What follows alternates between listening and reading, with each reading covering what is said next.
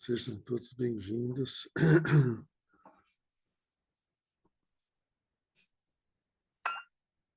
Nós estamos estudando um, um texto chamado Uttara Tantra Shastra, que é o quinto tratado de Maitreya, que fala sobre a mente de Buda presente em todos os seres.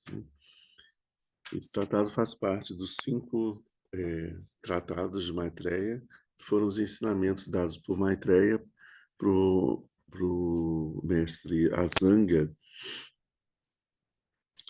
que era um grande mestre budista do século III, que pediu explicações sobre a Prajnaparamita. Ele tinha uma dificuldade de compreender a Prajnaparamita. Então, com isso, ele recebeu esses ensinamentos de Maitreya, e é isso que a gente está estudando agora, né? Esse texto ele é dividido em 7 partes fundamentais, né? Que são chamados 7 pontos pétreos, né? Pontos indestrutíveis, né? Pontos diamantinos, que são, a gente está no quarto agora, exatamente na metade do tratado, né? Os primeiros 3 pontos que a gente viu foi Buda, Dharma e Sangha. E agora a gente está vendo Tathagata Garbha. Tathagata Garbha significa o germe do Tathagata. O germe do Tathagata é a mente de Buda. Aquele que é o Dharmakaya, aquele que é como ele é, aquilo que ele é, como ele é. E Tathagata Garbha é a essência dessa mente de Buda. E é isso que a gente está estudando agora. A gente já viu vários pontos sobre esse texto, né? E sobre essa explicação da mente de Buda. E a gente agora está num ponto do texto que chama os 9 exemplos. Antes disso, a gente viu 10 características dessa mente de Buda, né? Como que é essa mente de Buda presente nos seres em geral e a mente de Buda presente no Buda. Se existe alguma diferença ou não, e que diferença que tem. E a gente viu, por exemplo, que a mente de Buda que está nos seres é exatamente a mesma, igual, sem mais nem menos, da mente de Buda que está presente no Buda. Qual a diferença, então, que existe entre o Buda e nós, que somos seres ordinários? Se a mente de Buda é a mesma. A diferença é que o Buda ele conseguiu remover todos os obscurecimentos, todos os agregados, os elementos que foram agregados, colados, né? Que não fazem parte da nossa natureza, mas que impedem que a gente experimente e realize a mente de Buda que está em nós. Então, quando esse processo de purificação que foi feito, por isso a gente vê o Buda com a mente de Buda em todo seu esplendor, né? A gente e isso por isso a gente sente como se fosse diferente, mas a diferença não está na qualidade da mente em si, que é exatamente a mesma. A diferença é que essa mente em nós está encoberta por uma série de elementos que são adventícios, né? Esses elementos são as emoções perturbadoras, as ideias falsas, os preconceitos, as superstições, todos os estados emocionais perturbadores, todas essas situações, o karma, né, também, todas essas situações, elas obscurecem, perturbam o campo da mente e não permitem que a gente consiga acessar e perceber a mente como ela é realmente. A imagem que a gente viu já algumas vezes aqui sobre isso, uma imagem muito boa para esse caso, é a imagem do céu. E você quer ver num dia, num dia limpo, você olha para o céu, você vê o céu em sua totalidade, né? Com toda a sua luminosidade e tudo. Num dia nublado, nós não conseguimos ver o céu, né? As nuvens não fazem parte do céu. As nuvens estão para cá do céu, estão abaixo do céu. O céu continua lá, é limpo e desobstruído, luminoso, mas a gente não vê por causa das nuvens, né? Afastando as nuvens, o céu a gente volta a brilhar, por assim dizer, né? Ele não volta, né, a brilhar.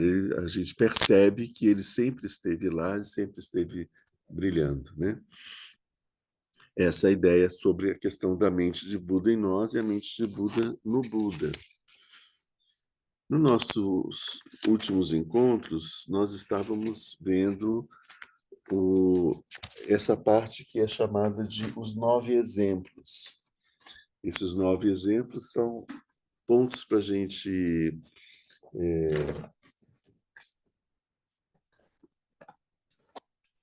são pontos específicos sobre essa qualidade da mente de Buda que nos ajuda a ter uma compreensão um pouco mais clara disso, né? Vocês vão ver que a gente vai conversar sobre isso aqui agora. Vou pegar aqui, então, os 9 exemplos. O texto, a gente tem o texto de Maitreya e o comentário do Asanga. O texto de Maitreya é extremamente sintético, e a Asanga, quando ele faz o comentário dele, ele explica esse texto, né? Ele explica um pouquinho mais, depois explica um pouquinho mais. Então, a gente tem... eu vou fazer a leitura dos nove exemplos aqui, depois a gente vai destrinchar cada um deles de novo. Buda, lótus podre, mel, abelhas, semente, casca, ouro, lixo, tesouro, terra,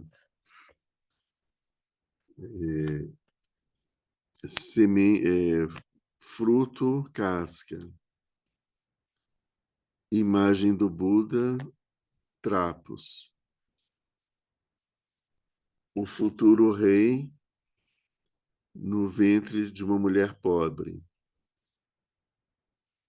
estátua, molde de terra. Então, esse é o texto de Maitreya. Ele é muito sintético, a gente passa meio que por alto e acha que tudo bem, isso aqui, né? Mas quando a gente vai vendo, aprofundando com detalhes, a gente vê qual é o ensinamento profundo que tem em cada um desses trechos.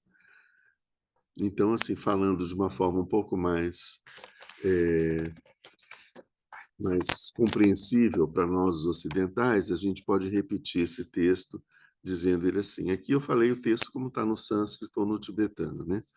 Mas a explicação, a tradução dele para a gente seria o seguinte: como o Buda dentro de um lótus podre, o mel no meio das abelhas, a semente dentro de sua casca, o ouro no lixo, um tesouro enterrado na terra, a semente de um fruto dentro da pele, o fruto dentro da pele do fruto, a imagem do vencedor enrolada em trapos sujos, o futuro rei dentro do ventre de uma pobre mulher,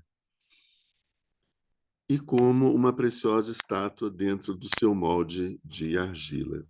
Assim, essa essência da budeidade se encontra em todos os seres recoberta de impurezas e de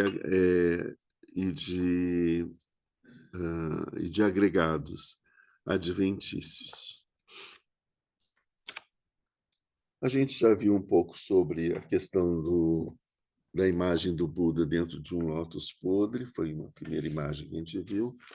Depois a gente viu a imagem do mel, do mel e das abelhas. Só repetindo bem rapidamente, a imagem do Buda dentro de um lótus podre. A gente viu que um lótus é uma flor muito bonita, que desperta, atraente, que desperta o nosso apego. E então a imagem diz assim, uma pessoa com uma visão de clarividência percebe que dentro de uma flor de lótus existe uma imagem do Buda, a mente, ou existe a mente do Buda.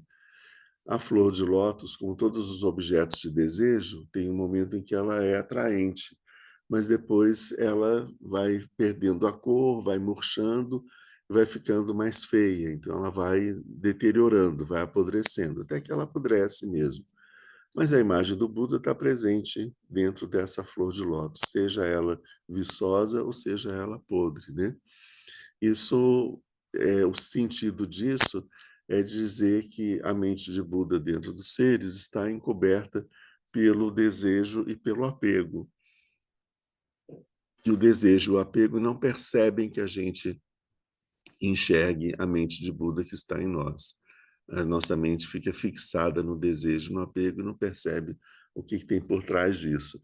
Seja o objeto do desejo viçoso, como uma flor bonita, né? Que distrai a nossa atenção, ou seja, um objeto desagradável, porque quando ele já perde o fascínio sobre nós. A questão do mel e das abelhas também é a mesma coisa. Um homem ele vê um enxame de abelhas, então ele percebe ali deve ter mel, mas ele não consegue ver o mel por causa do enxame de abelhas. Então, o que ele faz? Ele pega uma fumaça e outros meios e fica espalhando fumaça para que as abelhas se afastem. Quando as abelhas se afastam, o mel aparece, né? Então, essa também é a imagem. As abelhas representam a nossa agressividade. Quando ela está presente, a gente não enxerga a essência de Buda que está presente em nós e nos seres. A gente só vê a agressividade. A agressividade tem esse poder de captar nossa atenção completamente, de nos hipnotizar, né? Então a gente só vê a agressividade e não percebe que por trás dessa agressividade está presente a mente de Buda e a mente de Buda de uma forma imutável, sem se o mel não modifica se as abelhas estão presentes ou não, ele continua o mesmo, né? Esse foi o segundo exemplo que a gente viu no nosso último encontro. Agora a gente vai ver a partir do terceiro exemplo. O terceiro exemplo, ele fala sobre a semente e a sua casca. Não, agora eu achei que eu estava procurando.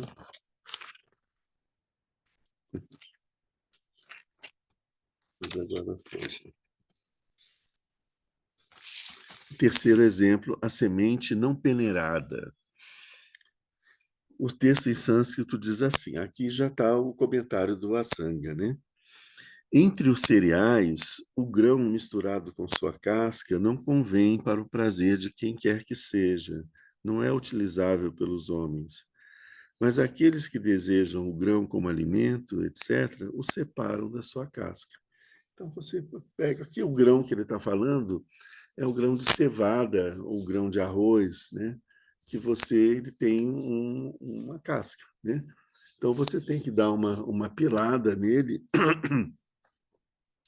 e depois peneirar para que a casca se separe pela peneira e a gente fique só com os grãos, né?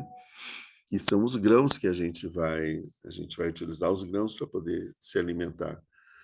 Um grão com a casca não serve para alimento para nós os humanos, né? Então nós temos que separar a casca do grão. Assim,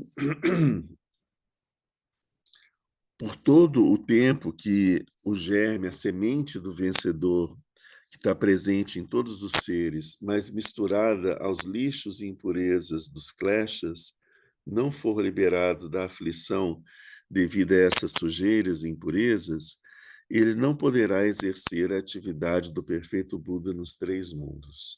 O que ele está querendo dizer aqui? Aqui ele está falando em kleshas, né? Kleshas é um termo técnico, né? É um termo sânscrito que significa emoções perturbadoras. Essas emoções perturbadoras que a gente conhece são a raiva, raiva e aversão, desejo, apego, a ignorância e o medo que vem da ignorância, né? A, a inveja e o ciúme e o orgulho e a vaidade, né? Esses parzinhos, né? Esses são os kleshas, são emoções, as emoções perturbadoras que produzem, que nos levam a realizar ações negativas, ações kármicas, ações que vão produzir efeitos kármicos, ações que causam sofrimento para nós e para todos os seres, né?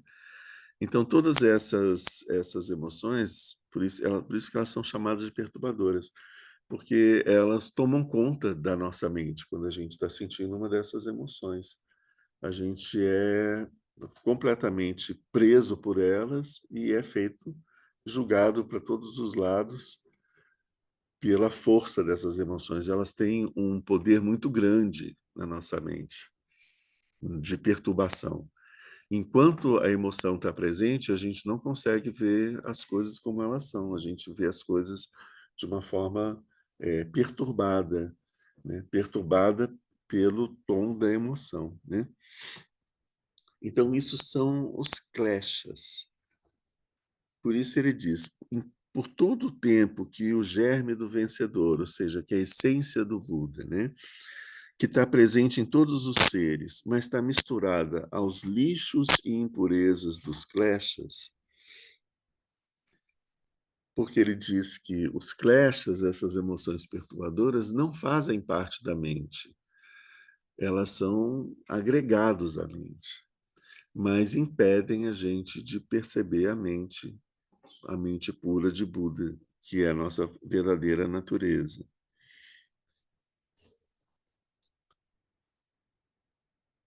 Enquanto essa mente não for liberada dos kleshas, a aflição devida a essas sujeiras e impurezas, sujeiras kleshas, aliás, as sujeiras é o que a gente chama, eles chamam de malas e impurezas dos kleshas. Aqui ele se refere às emoções perturbadoras e está se referindo a essas emoções perturbadoras como sujeiras e impurezas. Malas é um termo que se usa para todas essas coisas desagradáveis, né? Também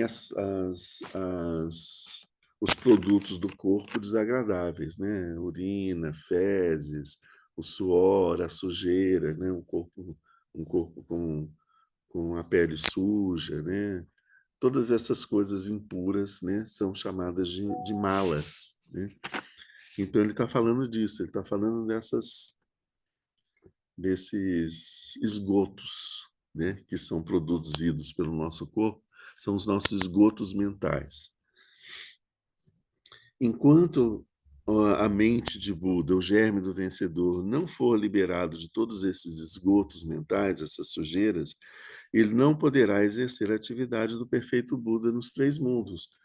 Então, só quando a gente se purifica e retira todos esses elementos e não deixa isso mais acontecer, é que a mente de Buda ela está plena em nós e assim ela vai exercer a sua atividade.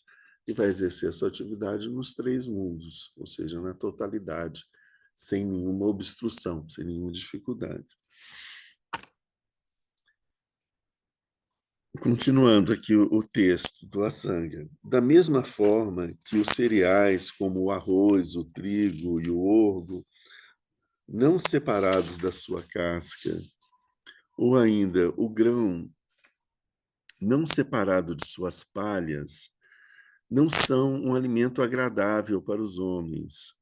Assim, o Senhor de todas as qualidades, que é o Buda, presente em todos os seres, ou seja, é a mente do Buda presente em todos os seres, mas cujas características não foram separadas da casca dos kleshas, não pode dar o sabor das alegrias do Dharma.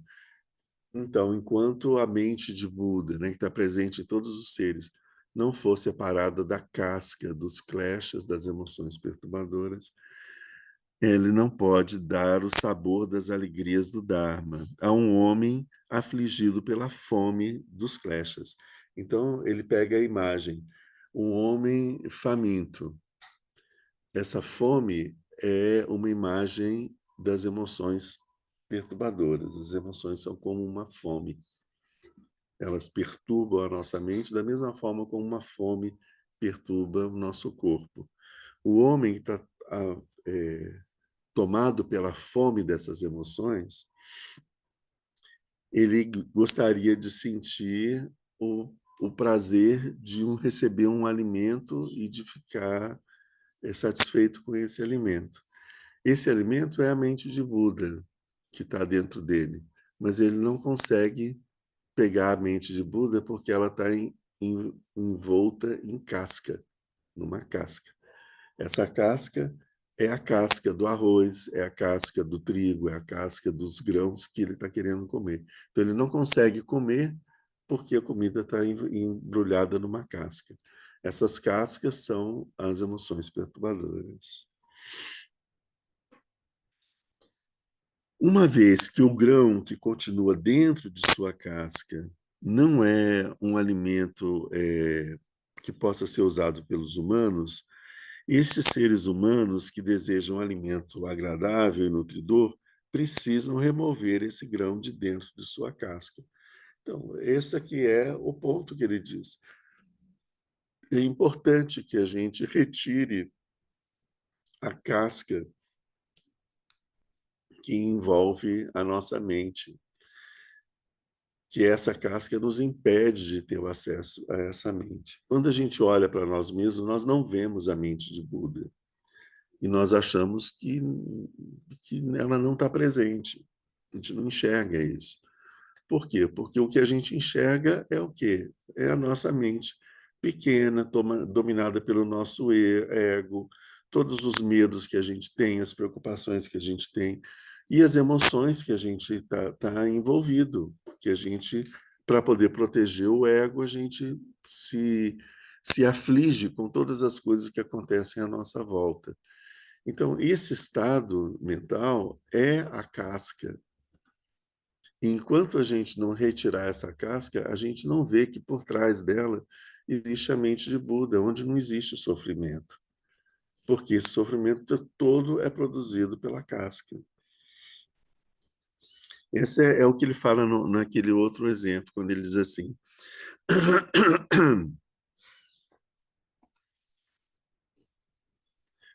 enquanto não for separado da casca dos kleshas, não pode dar o sabor das alegrias do Dharma a um homem afligido pela fome dos kleshas. Ou seja,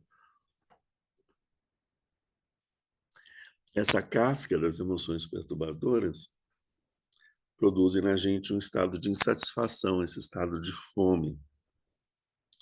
A gente deseja a fome, é quando você deseja uma coisa que não está presente. Então você precisa de ter isso. Isso é um exemplo forte para sensação de carência, uma imagem forte da carência. Esse estado de carência que a gente está, ele surge porque a gente não percebe que nós já temos aquilo que nós queremos. Se eu sei, se eu vejo que eu tenho, né? Eu estou, vamos supor, estou querendo, eu estou aflito porque eu quero uma certa quantia de dinheiro. E isso me deixa preocupado e aflito, até eu não consigo ver uma forma de adquirir essa quantia de dinheiro. E, de repente, eu descubro num bolso de um casaco exatamente a quantia que eu precisava. Aí, essa sensação de preocupação, ela desaparece completamente, né? Ou seja, eu sempre tive aquela quantia e essa sensação de carência, ela aparece porque eu não percebo que eu já tenho aquilo, não é?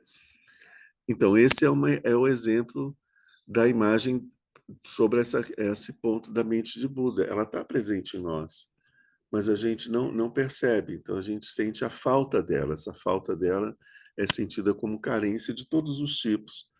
Carência emocional, carência financeira, carência de recursos, carência de potencialidades, de todos os tipos, né? Todas essas carências, elas surgem do fato de nós não percebermos que a mente que nós possuímos, né, lá no fundo, ela é a mente de Buda e ela tem todos os poderes da mente de Buda. Ela só não manifesta esses poderes porque a gente mantém ela guardada, escondida, embrulhada nessa sua casca.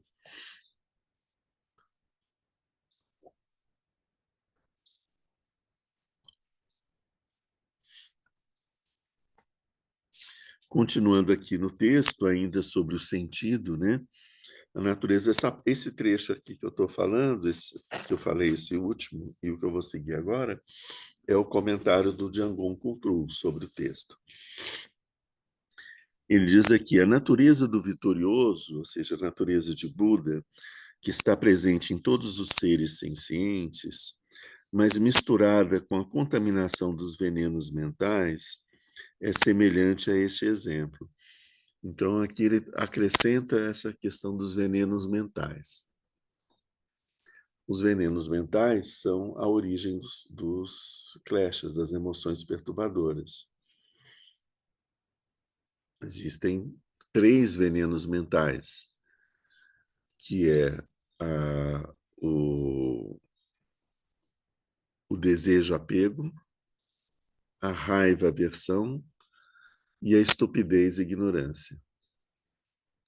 Então, essa aversão, desejo e ignorância são os três venenos básicos de onde surgem todas as emoções perturbadoras. A partir desse veneno, dessa agressividade da raiva, vai surgir a emoção da raiva. Do desejo e apego vai surgir a emoção do desejo. Um pouco de desejo e apego com raiva vai aparecer na emoção da inveja e dos ciúmes. Quando existe um desejo, existe uma raiva misturada. Um pouco dessa ignorância, a ignorância vai produzir, a estupidez e ignorância vai produzir a obtusidade mental, que é uma das emoções, né? E um pouco da ignorância misturado com esse desejo é o que vai aparecer na emoção do orgulho e da vaidade. É, então, essas emoções, elas são produzidas por esses venenos. Então, a natureza do vitorioso, que está presente em todos os seres sencientes, ela está misturada com a contaminação dos venenos mentais. Então, essa contaminação dos venenos mentais é a primeira capa que esconde a mente de Buda que está presente em nós, né? Semelhante a esse exemplo. Enquanto não for liberado de estar misturada com essas contaminações dos venenos mentais, as ações dos vitoriosos não serão exibidas nos três reinos da existência. Ele está comentando aquele trecho do Asanga, né? Enquanto a gente não retirar, não limpar e retirar essas camadas desses três venenos, a mente de Buda não consegue se manifestar com as ações que ela se manifesta normalmente, quando ela está totalmente livre desses véus, desses obstáculos. A atividade do Buda desdobra-se de forma a separar essa natureza dos seus véus. Aqui ele está dizendo o seguinte, que o Buda, então, vendo que em todos os seres, a mente de Buda de todos os seres está escondida pela casca desses venenos mentais, todo o trabalho que ele exerce é no sentido de ajudar os seres a se libertar dessas cascas e aí permitir que a sua mente de Buda apareça completamente.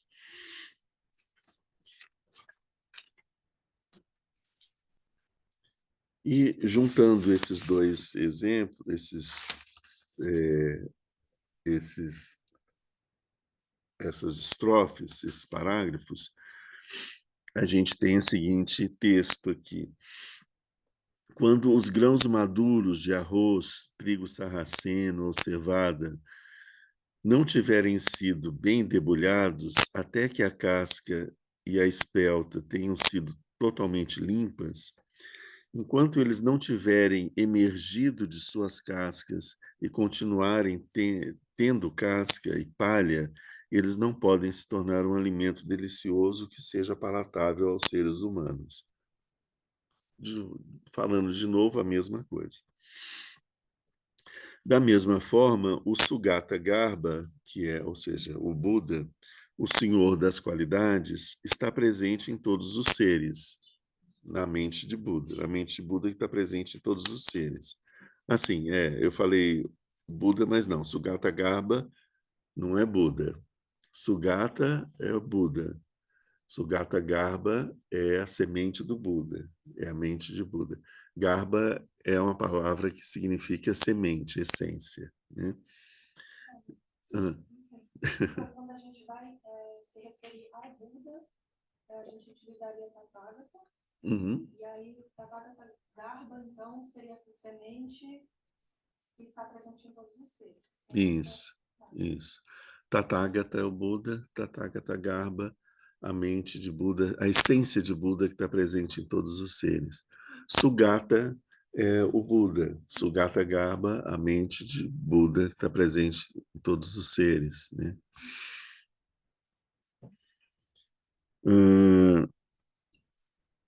Então, da mesma forma, né, essa essência do Buda, que é o Senhor das qualidades, está presente em todos os seres, porque a mente de Buda, ela possui todas as qualidades. A gente está falando a mente de Buda é a mesma coisa de Dharmakaya. Dharmakaya, a mente de Buda, Tathagata Garbha, Sugata Garbha, o Mahamudra, todas essas palavras estão falando da mesma coisa. Todas elas são sinônimas, entende? Dharmakaya, quando a gente fala que é o corpo do Buda, o corpo da mente do Buda, né? É a mesma coisa, é esse aspecto, é essa mente. Assim, enquanto o seu corpo não for liberado dos venenos mentais que o envolvem, ele não pode conceder o sabor da alegria do Dharma sagrado para os seres sencientes afligidos pela fome de suas aflições. Aqui tem alguns detalhezinhos, né? Ele mostra a nossa situação enquanto seres do Sansara, em que a gente tem esse estado de carência que eu falei, né? E esse estado de aflição, né? A nossa mente perturbada pelas emoções perturbadoras, ela está no estado contínuo de aflição. Nós nos sentimos ameaçados, achamos que podemos perder a existência a qualquer momento, sentimos que não temos as coisas que nós queremos e as coisas que nós precisamos, que estamos sendo perturbados por coisas que nós não queremos e coisas que a gente quer se distância. Então, todas essas coisas nos afligem e a gente não sabe como resolver isso, né? A gente se esforça trabalhando sem parar o tempo todo para poder conseguir aquilo que a gente não tem ou para poder se livrar de alguma coisa desagradável que está nos perseguindo, né? Então a gente está o tempo inteiro em atividade, rolando no samsara, e nessa atividade desenfreada, louca, a gente comete equívocos, comete enganos e faz trapalhadas. Então a gente vai ter machuca as pessoas, a gente quer uma coisa e a gente acaba fazendo o contrário, acaba perdendo aquilo que a gente quer e etc. E essa sensação, esse estado em que a gente não sabe se o nosso esforço vai ter resultado ou não, ou o que vai acontecer, né? Às vezes a gente está quase conseguindo aquilo que a gente quer e acontece alguma coisa que a gente não esperava que faz com que a gente volte a se preocupar com outras coisas, a gente não consegue chegar a apreciar aquilo que a gente está conseguindo. Então, esse estado mental, que é o estado que a gente está, isso é chamado de fome, né? Por quê? Porque a gente está nesse estado mental porque nós não temos a percepção real de todos os fenômenos como eles são.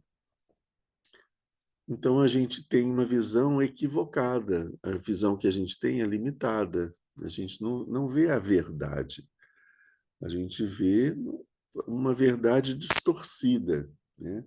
A gente está usando sempre óculos coloridos que distorcem o que a gente está, o foco da nossa visão, o objeto da nossa visão, e nós vemos eles sempre distorcidos, e com isso a gente comete enganos. A gente acha que a coisa é assim, na verdade não é, mas a gente está achando e a gente faz, e a coisa não dá certo, né? Porque nós não temos a percepção clara das coisas. Quando nós vemos os objetos, todos os objetos externos, da forma como eles são, e quando nós olhamos para nós mesmos e vemos a nossa natureza, a nossa realidade, exatamente da forma como ela é, a gente percebe que não existe nada a ser acrescentado e nada a ser retirado. Que eles querem dizer quando eles falam isso, né? A mente de Buda não tem nada a ser acrescentado e nada a ser retirado. Significa que não precisa querer nada porque a gente já tem. A gente não precisa de nada, não tem nada que precise ser buscado, ser acrescentado, ser produzido, porque tudo já está ali, né?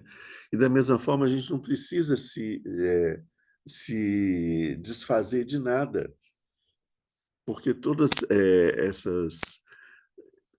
isso que a gente quer se desfazer não tem uma existência real, de verdade. É uma visão equivocada que a gente tem. A gente sente isso como uma coisa aversiva, mas isso não nos produz nenhum mal, no fundo, na verdade. Então, não tem nada do qual a gente tenha que fugir e nada que a gente tenha que buscar. Quando a gente percebe... Aqui, eu Oi, queria que você me falasse sobre a ignorância, porque ela parece que é diferente de todas essas emoções aí, né? Porque a Kézia, ignorância. a gente vai chegar nesse ponto, tá? Ah, tá. É, então, assim, a gente não tem nada que a gente tenha que, que acrescentar e nem que retirar, né? Então, isso alivia essa busca. Quando a gente tem essa percepção, a gente não se sente mais aflito, não se sente com medo ou preocupado com o futuro, porque a gente sabe que nada é possível, não é possível que aconteça nada que vá realmente nos perturbar. Essas perturbações são frutos da nossa ignorância. Esse é o ponto. Aqui chegou no que a Kézia estava perguntando. A origem de todas essas emoções está na ignorância. É pela ignorância que surge o desejo e apego, e é pela ignorância que surge a aversão. Por quê? Pela ignorância, o desejo e apego, a gente acha, pela ignorância, a gente acha que a gente tem carência de alguma coisa e a gente quer ter essa coisa. Então a gente desenvolve o desejo e o apego, né? E a gente busca essa coisa. Pela ignorância, a gente entende que alguns elementos que a gente não quer, que eles são prejudiciais, eles nos ferem, nos machucam. Mas isso mostra apenas a percepção equivocada que a gente tem deles. Quando a gente percebe que isso é uma construção da nossa mente, é um atributo da nossa mente, é uma qualidade que a nossa mente dá para um objeto, mas isso não faz parte do objeto em si, então a gente deixa de ver esse objeto como aversivo. Da mesma forma com o que é desejável. É a nossa mente que faz com que o objeto seja desejável, não é o objeto em si, né? A gente tem ali uma mangueira com algumas mangas, né? Então, se eu tenho vontade de comer mangas, eu vou ver as mangas como algo desejável. Mas se eu quero deitar embaixo da mangueira e dormir, eu vou ficar com medo das mangas, porque elas podem cair em cima de mim e machucar. Então, as mangas elas não são nem favoráveis e nem desfavoráveis. Essa característica é dada pela minha mente. As mangas são o que elas são. Elas são o que elas são. Elas não têm obrigação de nos agradar e nem de deixar de nos desagradar. Isso tudo é uma perturbação da nossa mente, que não aceita as coisas como elas são. Conhecer as coisas como elas são faz com que a gente compreenda que, veja bem, se eu aceito as coisas como elas são ou eu não aceito, as coisas vão continuar sendo como elas são. O que eu penso sobre elas não muda as coisas. E quando eu analiso o que eu penso sobre elas, eu vejo que por trás disso existe um ego, né, birrento que está batendo o pé e está dizendo eu quero, eu quero, eu quero, eu quero que seja diferente, né? E aí, se a gente fica dominado por esse ego birrento, a gente vai sofrer o tempo todo, porque o mundo nunca vai ser do jeito que o nosso ego quer que ele seja, nunca. A gente sempre vai estar sofrendo, né? Então, perceber isso e conseguir afastar esse ego da posição de controle e perceber que o mundo ele tem todas as coisas, tanto eu quero sentir que eu tenho o direito de ser aquilo que eu sou e que ninguém tem o direito de querer me mudar do jeito que eu sou, todos os fenômenos também esperam isso, né? Que ninguém tente mudá-los para eles serem alguma coisa diferente do que eles são. E isso é impossível, né? As coisas são o que elas são, né? Essa é a realização do Tathagata, ele perceber que aquilo que ele é e aquilo que as coisas são.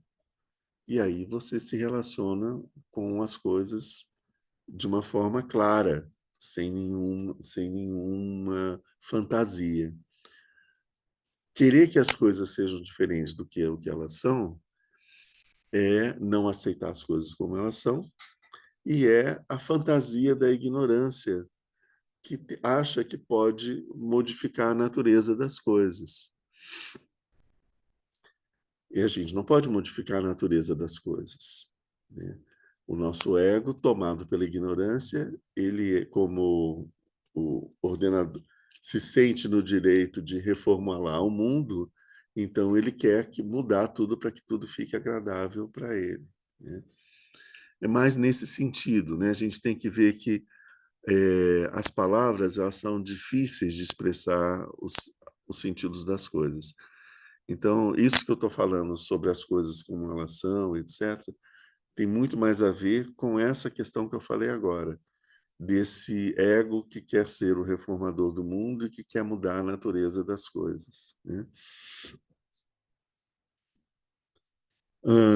Então, a Kézia perguntou sobre a ignorância, e aí a gente está falando dessas outras emoções, não estamos falando da ignorância.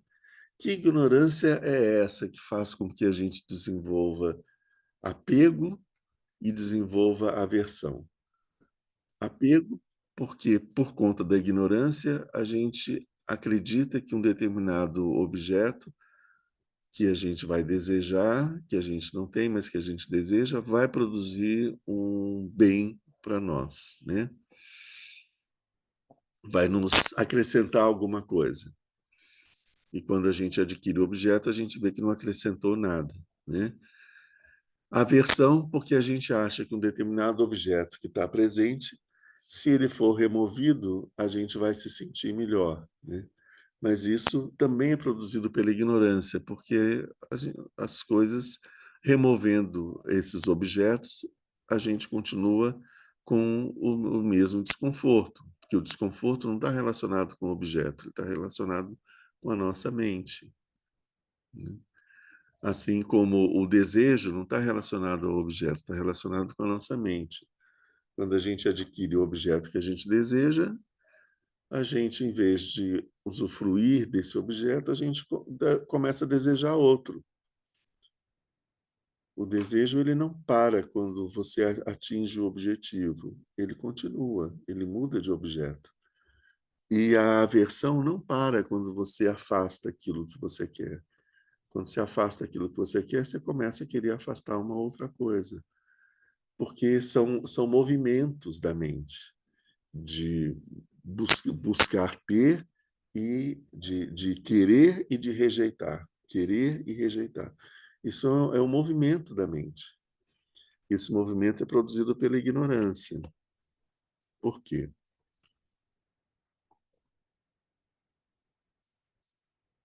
De que ignorância que a gente está falando?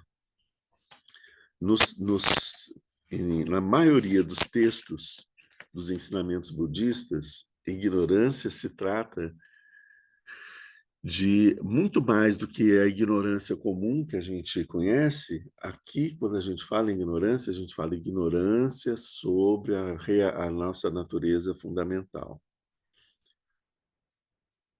O fato de nós não reconhecermos a nossa natureza fundamental é que produz os venenos do desejo e da aversão. Qual que é a nossa natureza fundamental? O estado, a mente de Buda é a nossa natureza fundamental. Como nós não reconhecemos isso dentro de nós, nós nos identificamos com o ego, que é um pensamento. E o ego, ele é limitado, ele é pequeno, ele é cheio de problemas, né? E como a gente já viu nos estudos que a gente está fazendo na sexta-feira, né? A gente viu que o ego é um aspecto da nossa mente. O ego, ele, por definição, ele é um sofredor, né? Ele sofre o mundo, sofre tudo que é externo. Todas as coisas que são externas afetam o ego. Através dos sentidos, nós percebemos o mundo e isso atinge o nosso ego. Vai atingir o nosso ego produzindo dor ou produzindo prazer, não importa. Ou produzindo indiferença, mas atinge o ego. Então, ele não é impassível, ele não é imutável. Ele está sempre sujeito, sempre exposto à variação daquilo que é externo. Todas as coisas que são externas afetam ele, tiram ele do seu estado de estabilidade. Então, ele está sempre perturbado, ele é sempre perturbado pelos objetos externos, externos entre aspas, né? Isso faz com que ele seja sempre afligido pelas mudanças que acontecem nos objetos externos. Então, por definição, o ego ele nunca ele consegue experimentar a felicidade que vem desse estado de você não ser perturbado pelas coisas, né? Ele está sempre sendo perturbado, ele sempre sofre. Então, dentro da nossa mente, o ego é aquele que sofre. E quando a gente olhar para o nosso ego, a gente vai ver que é exatamente a melhor definição de ego, né, do nosso próprio ego, é aquele que sofre, porque ele está sempre sofrendo. Às vezes ele acha que não, mas mais adiante ele percebe que ele também estava sofrendo. Existe um sofrimento mais sutil, né? Por exemplo, quando eu busco algo que eu desejo, que eu não tenho, eu sofro porque eu não tenho aquilo que eu quero. Quando eu alcanço aquilo que eu quero, eu continuo sofrendo, porque eu tenho medo de perder aquilo que eu consegui. Então, ter ou não ter aquilo que eu desejo é sofrimento quando eu tenho e é sofrimento quando eu não tenho. Quando eu estou sendo afligido por alguma coisa que me desagrada, eu sofro pela presença dessa coisa que me desagrada, dessa situação que me desagrada. Quando eu consigo acabar com ela, afastar ela, eliminar ela, eu fico com medo de que ela volte. Então, se na presença ou na ausência daquilo que é aversivo, o meu ego sempre vai estar sofrendo. Então, não tem nenhuma situação, a gente não tem saída para o ego. Ele sempre vai estar preocupado ou por uma situação imediata, real que ele está vivendo, ou por uma coisa, ou pela possibilidade de, no momento seguinte, acontecer aquilo que ele não quer. Então, essa ignorância que a gente vê falar aqui é essa ignorância fundamental. A ignorância fundamental que é o primeiro véu que esconde de nós a mente de Buda. A gente não reconhece a mente de Buda, ela está presente em nós e a gente não reconhece. Tem alguns textos do Zen que falam assim, no entanto, ela não está longe de nós, ela não está separada de nós, ela está na nossa cara e a gente não vê, né? Ela está bem na frente dos nossos olhos, à distância da ponta do nariz, e a gente não vê, né? E ela é tão grande que ela ocupa todo o espaço e a gente não vê, né? Então, essa presença dessa mente de Buda, a gente anda nela, respira nela, se movimenta nela e a gente não vê, né? É como o ar que a gente não vê, né? Então, como o espaço onde a gente se desloca, que a gente não vê, ela está presente na nossa mente. Todos os pensamentos, todas as emoções, todas as coisas que acontecem no nosso campo mental acontecem nesse espaço da nossa mente búdica. E a gente não vê, a gente só vê os fenômenos aparecendo e a gente não vê a realidade dela. É como a gente olhar para o oceano e ver as ondas surgindo, a gente vê as ondas surgindo, mas a gente não percebe que a natureza das ondas é da mesma água de que é feito o oceano. Bom, continuando aqui então. Então, enquanto o seu corpo não for libertado dos venenos mentais que o envolvem, enquanto essa mente de Buda não for liberta dos venenos mentais que a envolvem, ela não pode conceder o sabor da alegria do Dharma, porque a mente de Buda ela é um estado de plena felicidade e alegria, que é aquilo que a gente busca, né? Mas a gente está buscando, a gente esconde ela dentro de uma casca e a gente fica buscando em outro lugar essa felicidade que a gente nunca encontra. Se a gente remove a casca, a gente encontra a felicidade que sempre esteve presente ali, né? Que nunca nos abandonou, né? E essa casca é o quê? As emoções perturbadoras, os venenos mentais, né?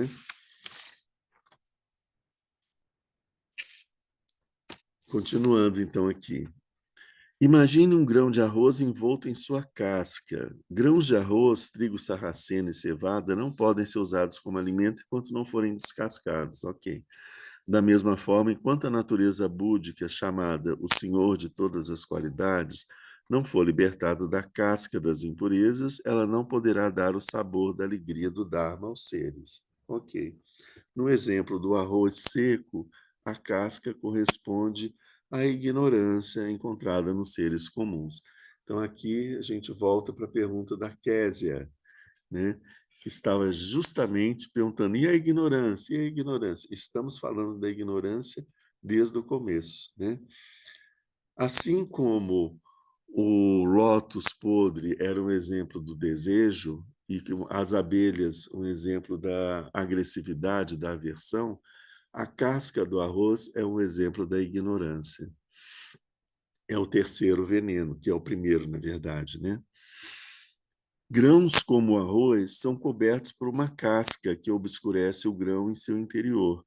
Da mesma forma, a ignorância impede que se veja a verdadeira natureza dos fenômenos. É uma cobertura espessa, com uma concha ou uma casca, que impede a visão do que está ali. Então, é o exemplo mais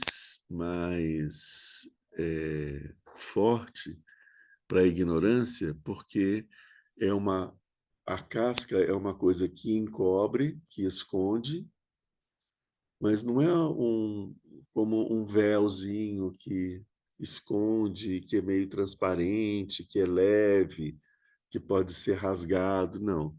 É uma coisa dura, né? A casca é dura, então ela esconde completamente, né? É isso que a gente tem que ver, como que a ignorância é uma casca dura, né? Aqui a gente está usando o exemplo de uma casca de um grão de arroz ou grão de trigo, mas a gente pode pegar também o exemplo de uma concha, como ele fala aqui. A concha que esconde a ostra ou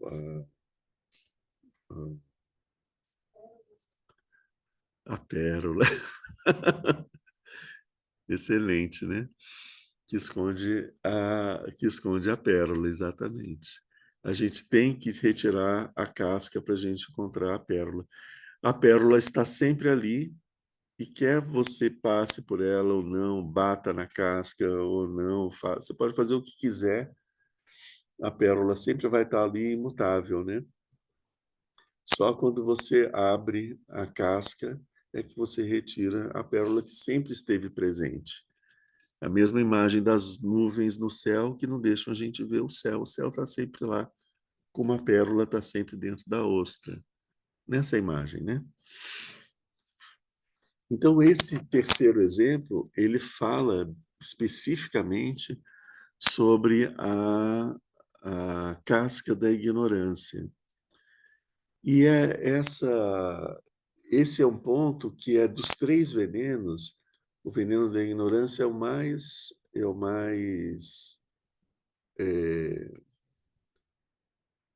nocivo, o mais deletério, porque ele é a base para os outros dois, né?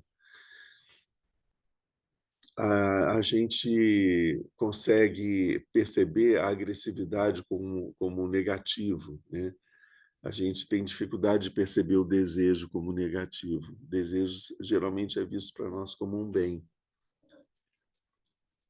E a ignorância, a gente meio que não dá muita bola para ela, porque a ignorância não nos agride e nem nos faz bem, ela está ali, a gente não percebe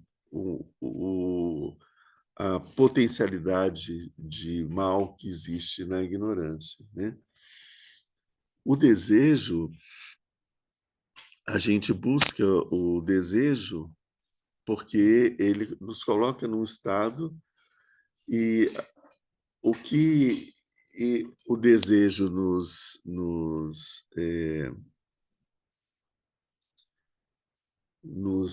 seduz com o prazer que ele vai nos proporcionar. Mas isso é uma falácia, o desejo não proporciona prazer. O prazer é o prazer, né? O que proporciona prazer é a satisfação. Quando a gente está no estado de satisfação, a gente experimenta prazer, né? O desejo é um estado de insatisfação, ele é contrário. Então, ele mata o prazer. Quando nós alcançamos o objeto do prazer, o desejo vem e já não quer mais aquilo, porque ele já quer uma outra coisa, não é suficiente.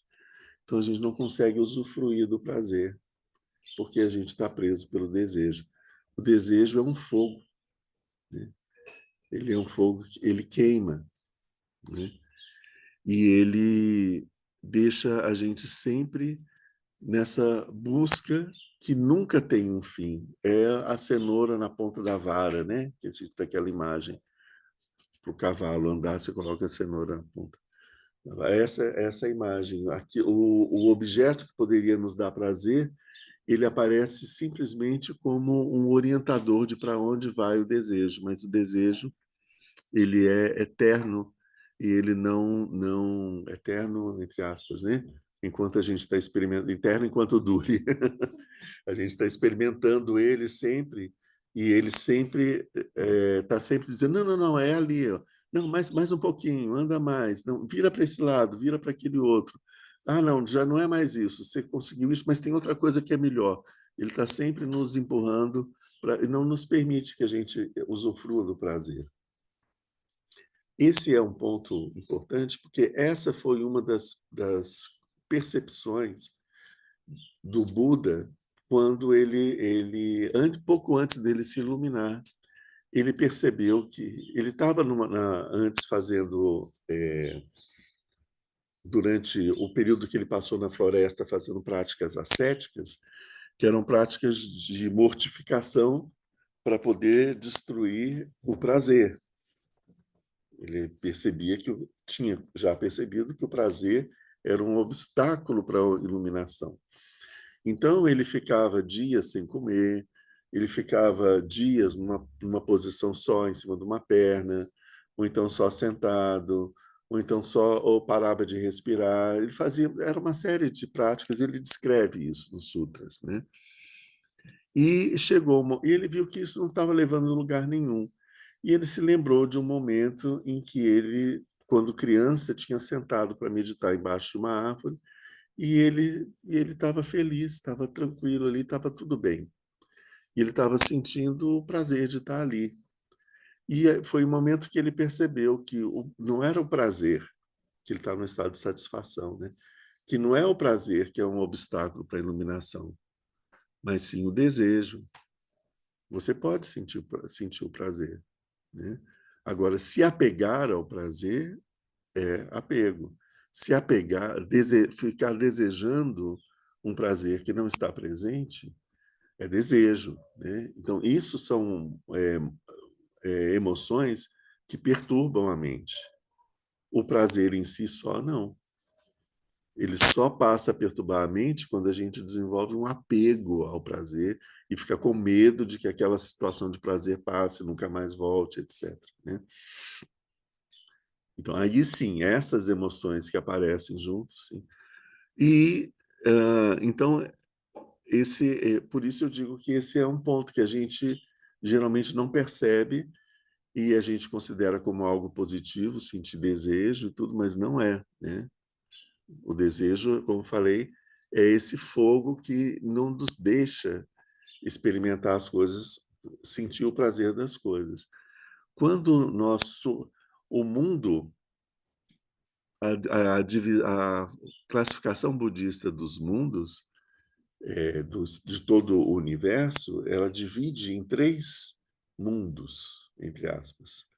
O mundo do desejo, o mundo da forma e o mundo além da forma. O mundo da forma e o mundo além da forma são aspectos do mundo da região habitada pelos deuses. O da não forma é que já não existe forma mais, né? É óbvio. O da forma, a forma ainda está presente, né?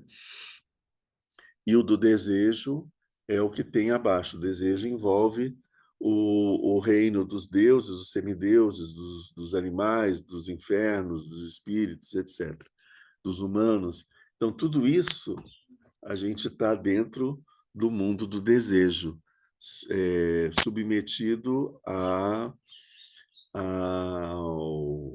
aos, aos ditames, ao governo de Kama, né? Que é o deus do desejo. Né? Então, quando você consegue eliminar o desejo da sua mente através da meditação, você se transfere, por assim dizer, seu estado mental se transfere para uma outra esfera, você ultrapassa o limite do mundo dos desejos e você chega no reino de Brahma, que é do mundo dos deuses ainda com forma. Mas Brahma, que é o puro, ele está livre do desejo. E é interessante que isso é descrito, alcançar o reino de Brahma, que é essa purificação. A gente tenta entender o que é que deve ser purificado na nossa mente. A purificação que acontece na mente, que é a purificação do desejo, e faz com que a gente alcance o mundo de Brahma, ela é percebida como se você tivesse num calor de 50 graus, como acontece na Índia, e de repente você entra dentro de uma piscina fresca. Então, sabe quando sai aquele barulhinho, né? Shhh, né? Da nossa pele? A gente sente esse frescor.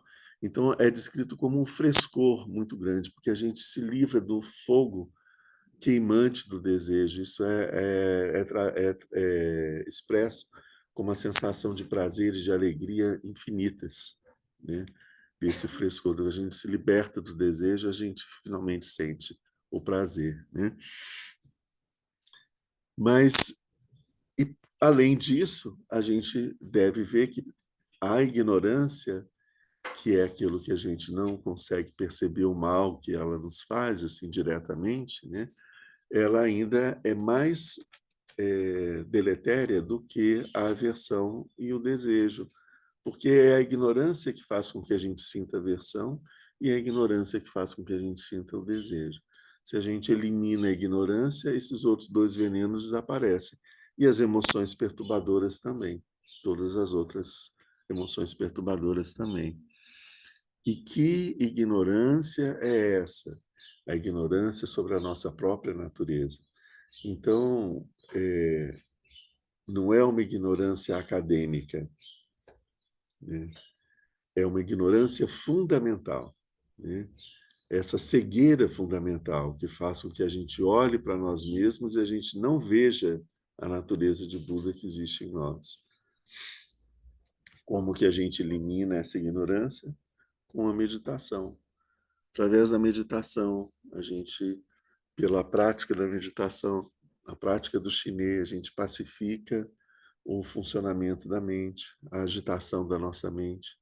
A gente entra num estado de estabilidade mental, onde é possível a gente enxergar a nossa verdadeira natureza.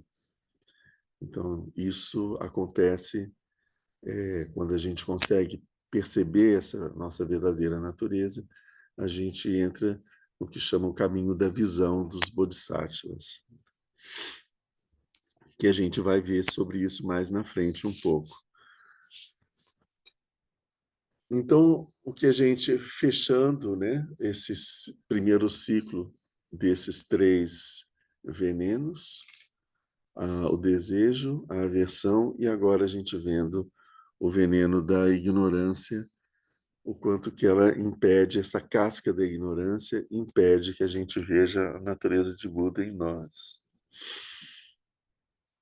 Nesses 9 exemplos, o Maitreya vai mostrando para a gente o nosso estado habitual e, na medida em que a gente progride no caminho dos bodhisattvas, ele traz novos exemplos que mostram nuances, modificações que vão acontecendo nessa na descrição, né? O que muda não é a natureza de Buda que existe em nós. O que muda é a natureza da casca que envolve essa natureza de Buda, né? Então a gente já viu a casca como uma concha podre, que era a do desejo, como um bando de abelhas agressivas, né? Agora como a casca dos alimentos que impedem a gente de sentir o sabor, né? E aí vai. Mais para frente a gente vai ver as outras coisas. Vamos ver se tem alguma pergunta.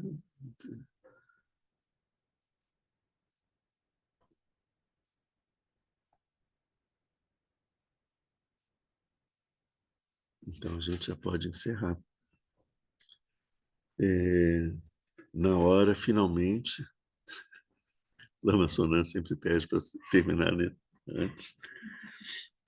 E a gente... Vamos encerrar, então. O próximo domingo não vai ser presencial, vai ser só online, porque eu não vou estar em Brasília.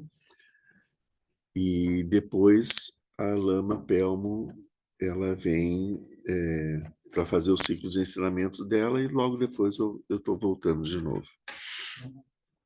Sim? Eu peguei uma parte aleatória e ele comentava sobre as terras pulsáticas, né? Aí vai, conforme vai primeira terra, segunda terra, aí vai fazendo algumas analogias com reinos dos deuses. Uhum. Quando você falou do reino da forma de grama, assim, tem alguma coisa a ver com o estado mental da pessoa ter alcançado uma terra de Buda, uma terra de Bodhisattva, ter alcançado uma terra dos deuses, ou não tem relação a essa? É tudo uma coisa diferente. Tem relação, porque assim, os lugares para onde a gente vai na próxima existência dependem do funcionamento da nossa mente, de como que está a nossa mente.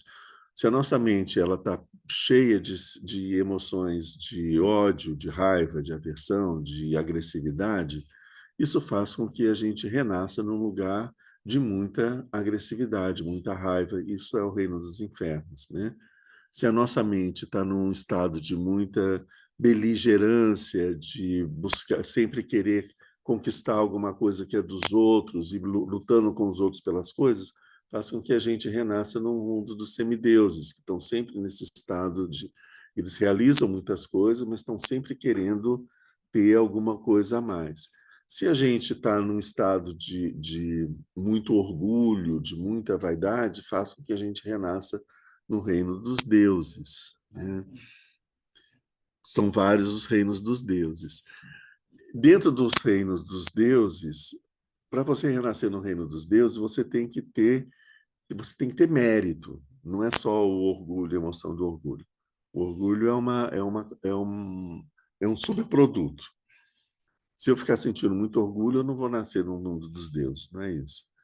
Mas se eu fizer várias ações positivas que vai me trazer méritos, isso vai fazer com que eu renasça no mundo dos deuses. E pelo fato de eu ter feito muitas ações positivas, eu vou desenvolver orgulho.